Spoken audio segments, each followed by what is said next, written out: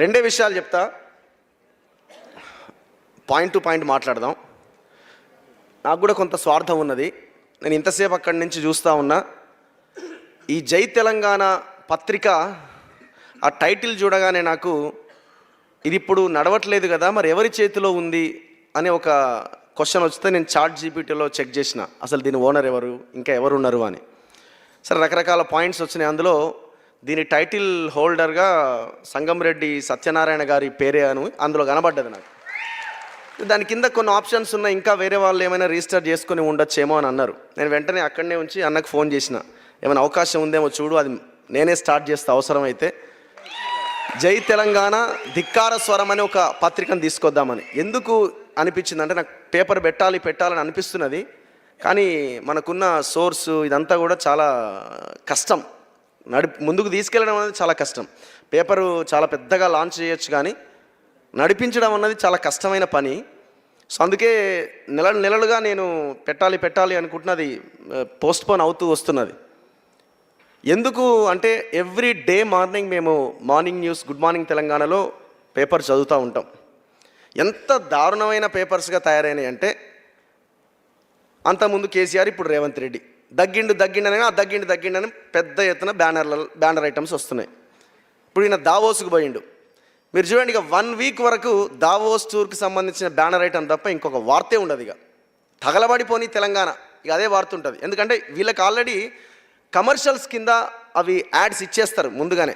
ఇగో నేను వారం రోజుల టూర్కి వెళ్తున్నా, ఈ వారం రోజులకి ఈ ప్యాకేజ్, సో అని ముందుగానే వీళ్ళు డిసైడ్ చేసేస్తారు. సో కాబట్టి పేపర్లు ఏవి కూడా మన వార్తలు రాయవు.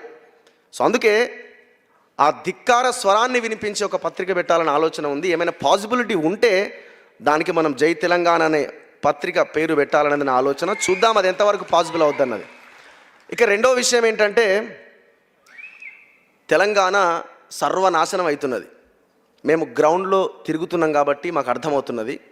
తెలంగాణ 10 ఏళ్ళ తర్వాత, దాదాపు 12 ఏళ్ళు అయిందేమో, సర్వనాశనం అవుతున్నది. We are in dangerous situation.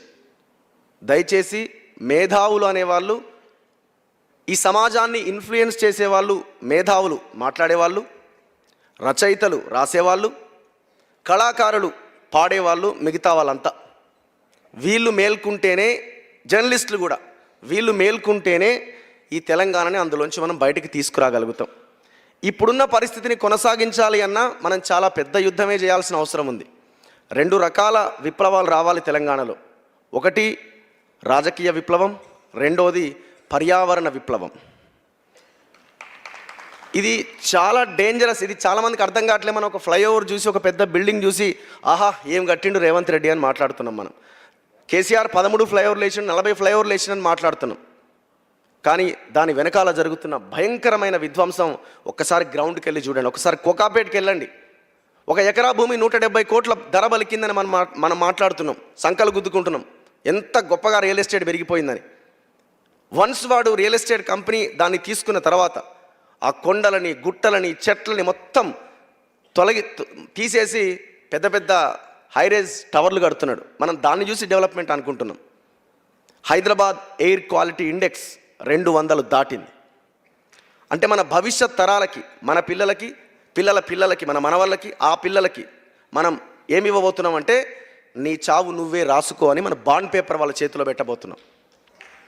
ఇది మేల్కోవాల్సిన సమయం ఇది. రెండోది, ఫస్ట్ది రాజకీయ విప్లవం. ఈ తెలంగాణలో ఇప్పుడున్న పార్టీలు ఏవి మనల్ని ఉద్ధరించే పార్టీలు కావు. కేవలం వాళ్ళు, వాళ్ళ కుటుంబాలు. అసలు వాళ్ళకు కూడా ఎందుకు అర్థమవుతలేదో, అరే నాకు కొడుక్కి కొడుకున్నాడు, బిడ్డకు కొడుకున్నాడు, మరి వాళ్ళు కూడా ఇదే గాలి పీల్చాలి కదా, మరి వాళ్ళు ఎట్లా బతుకుతారు? అసలు ఇదేనా డెవలప్మెంట్? మనమైన కొంత డెవలప్ చేసుకోవాలి కదా, పైసలే కాదు కదా, భూములే కాదు కదా అనే ఆలోచన వాళ్ళకి ఎందుకు వస్తలేదు? ఎందుకంటే వాళ్ళు ఇక్కడ ఉండేవాళ్ళు కాదు, ఈ దేశం నుంచి చెక్కేసే వాళ్ళంతా. ఇక్కడ అటు ఇటు అయితే విదేశాలకు బారిపోయే నాయకులు వీళ్ళంతా. సో కాబట్టి ఆల్టర్నేట్ వస్తే తప్ప ఈ సమాజంలో, ఈ తెలంగాణలో మనకి ప్రత్యామ్నాయం అనేది లేదు. ఇప్పుడున్న బీఆర్ఎస్ నుంచి కానీ, కాంగ్రెస్ నుంచి కానీ, బీజేపీ నుంచి కానీ, ఇప్పుడున్న చివరికి కమ్యూనిస్టు పార్టీలు కూడా బూర్జువా పార్టీలు అంటాయి, వాళ్ళనే తిడతాయి, వాళ్ళనే మోస్తాయి. చివరికి మొన్న రేవంత్ రెడ్డికి రెడ్ కండువా కప్పి ఆడాయన సిపిఐ 100 ఏళ్ల పండుగ రోజు ఆయన్ని గెస్ట్గా పిలిచి మాట్లాడిస్తున్నారు. ఎటు పోతున్నాం మనం? సో అందుకే ఈ పార్టీలు ఏవి మనల్ని ముందుకు తీసుకెళ్ళవు, ఈ సమాజాన్ని బాగు చేయవు. ప్రత్యామ్నాయం తప్ప ఇంకొక అవకాశం లేదు. ఎవరి ద్వారా అది సాధ్యమవుతుంది? మధ్యలో చాలామంది వస్తున్నారు, సామాజిక న్యాయం అని ఇంకోటని రకరకాలుగా ప్రయత్నాలు చేస్తున్నారు. పై స్థాయిలో ఉన్నోడు సామాజిక న్యాయం అంటుండంటేనే వాడి చేతిలో అధికారం ఉన్నదన్నది మనం అర్థం చేసుకోవాలి. సో కాబట్టి పృథ్వీరాజ్ గారు, ఆయనకి నాకున్న అనుబంధం చాలా గొప్పది. మేము కలిసి 3 ఏళ్ళు 4 ఏళ్ళు అవుతున్నది, కానీ మా జర్నీ అట్లా కొనసాగుతూ ఉన్నది చాలా అద్భుతంగా. మేము గ్రౌండ్కి వెళ్తున్నాం, ఇంటర్వ్యూస్, రకరకాలుగా చాలా ఇష్యూస్ మీద మేము మాట్లాడుతున్నాము. ఆయనలో నాకు కనిపించిన అద్భుతమైన బ్యూటీ ఏంటి అంటే నిజాయితీ. సో ఇది చాలా గొప్ప విషయం. డబ్బులు ఇవ్వకుండా ఎలా గెలవాలి, పైసలు లేని రాజకీయం ఎట్లా చేయాలి, దాని మీద ఆయన ఫోకస్ చేస్తున్నాడు. చేయాల్సిన అవసరం ఉంది. మనమంతా బాధ్యతగా ఆయనకు అండగా నిలబడాల్సిన అవసరం ఉంది. నేను మొన్నటి వరకు అనుకున్న ఆయన్ని 2028 కల్లా ఎమ్మెల్యేగా తెలంగాణ అసెంబ్లీలో కూర్చోబెట్టాలి అని, కానీ ఇప్పుడు నాకు అది అనిపిస్తలేదు. ఖచ్చితంగా ఆయన పార్టీ పెట్టాలి. తెలంగాణ రాజకీయ ప్రత్యామ్నాయం ఏంటో ఆయన చూపించాలని నేను కోరుకోవడం కాదు, డిమాండ్ చేస్తున్నా. సో మీరు ఆ ప్రయత్నం చేయాలి. అయితే ఒక మంచి పని కూడా జరిగింది ఇక్కడ, చెప్పుకోవాల్సిందే. 2023 ఎలక్షన్స్ అప్పుడు ఆయనకి కాంగ్రెస్ పార్టీ టికెట్ ఇవ్వడానికి కొంత ప్రయత్నం జరిగింది. పరకాల నుంచో, పాలకుర్తి నుంచో, ఇంకో దగ్గర నుంచో. మొత్తానికి మన మంచికి అది టికెట్ రాకపోవడం కూడా సరే. అందులోకి పోయి గెలిచినా కూడా ఆయన ఎంతకాలం అందులో ఉండేటోడో తర్వాత విషయం. కానీ మొత్తానికైతే ఆయన ఒక ముత్యంలాగా, ఒక మల్లె పువ్వులాగా మన మధ్యలో ఉండడం, ఒక టికెట్ రాకపోవడం అన్నది మనం చేసుకున్న గొప్ప విషయంగా నేను భావిస్తున్నా. సో కాబట్టి ఇన్ని అవకాశాలు మీకు వచ్చినాయి. చాలామంది అంటుంటారు ఇది సమయం కాదేమో. అరే భయ్, ప్రయోగం చేయండి. ఒక అడుగు ముందుకేస్తే కదా అది రైట్ ఆర్ రాంగ్ అనేది తెలిసేది. మనం చిత్తశుద్ధితో పనిచేసినప్పుడు, నిజాయితీతో పనిచేసినప్పుడు ఖచ్చితంగా రిజల్ట్ అదే వస్తుంది. ప్రజల మధ్యలో ఉన్నోడికి విజయం దక్కక ఎక్కడా పోదు. 100కు 100% విజయం వస్తుంది. ఇది మేము పర్టికులర్గా మాకు ఎదురైన అనుభవం ఇది. Every day, every minute, every second మేము పబ్లిక్ అని తిరగడం వల్లనే మాకు ఎంతో కొంత ఈ విజయం సాధ్యమైంది. ప్రజలు మమ్మల్ని గుర్తుపట్టగలుగుతున్నారు. సో అందుకే పృథ్వీరాజ్ గారు, గోహెడ్, కొత్త పార్టీ పెట్టండి, ఆల్టర్నేట్ సృష్టించే ప్రయత్నం చేయండి. ధన్యవాదాలు. Thank you. చలో ఒక నిమిషంగా తీర్మానాలు చదువుతుంది.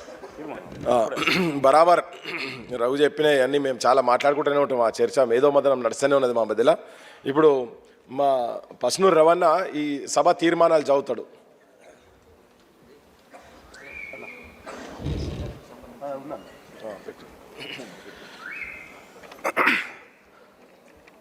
ముచ్చెర్ల సత్యనారాయణ గారి వారసులకి, బంధుమిత్రులకి, క్రాంతిదళ్ వారియర్లకి కొన్ని ముఖ్యమైన తీర్మానాలు మనం ఇక్కడ నుండి ప్రభుత్వం దృష్టికి తీసుకెళ్ళడానికి పేర్కొంటున్నాం. వీటికి మీకు సమ్మతి అయితే మీ చప్పట్ల ద్వారా మీ సమ్మతిని తెలియాల్సిందిగా కోరుతూ ఉంటూ, మొదటిది, తెలంగాణ రాజధాని హైదరాబాదులో ప్రభుత్వం ముచ్చెర్ల సత్యనారాయణ గారి విగ్రహం వెంటనే ఏర్పాటు చేయాలి.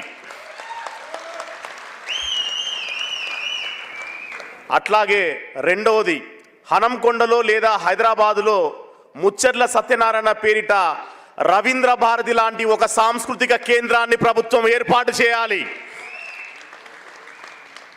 నెంబర్ 3, ముచ్చెర్ల సత్యనారాయణ గారి పేరుతో తెలంగాణ ప్రెస్ అకాడమీ ప్రతి ఏటా ఒక స్మారక ఉపన్యాసాన్ని ఏర్పాటు చేయాలి. నెంబర్ 4, ముచ్చెర్ల సత్యనారాయణ పేరున అతని జయంతి రోజు అంటే జనవరి 21వ తేదీ నాడు ప్రతి సంవత్సరం తెలంగాణ ధిక్కార దినోత్సవాన్ని జరపాలి అనేటటువంటి డిమాండ్ కూడా ఇక్కడ తెలియజేస్తా ఉన్నాం. మీ అందరి సమ్మతి తెలియజేసినందుకు ధన్యవాదాలు. Thank you.